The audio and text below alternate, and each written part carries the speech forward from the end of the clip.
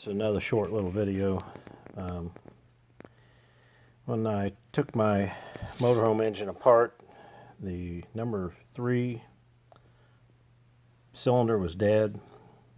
Pulled the valve cover, the push rod was gone, and it was slid down inside the engine. It was broke in two, bent. I kind of hammered it out a little bit straight, and the lifter had popped out of the bore, and the lifter had came apart. The snap ring was gone, held the guts of it together. And I couldn't find either one. I couldn't find a push rod. The closest I could get was one that it was similar length, and one end was correct. Right here is one of the old push rods, the original ones, but I couldn't find the right end. I couldn't find it. So I ended up buying a set of 4 of these. I took the original end out. Right there's one of them.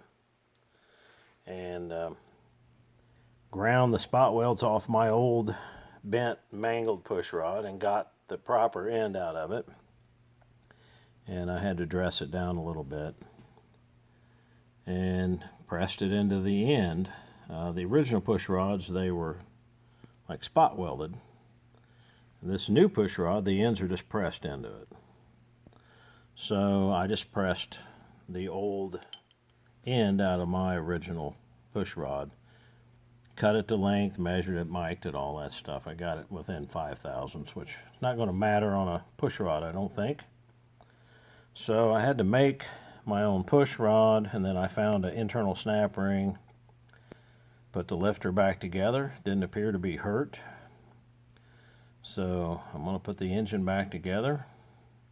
I originally thought maybe someone over-revved the engine, but I could tell the driver's side head had been off. It was cleaner.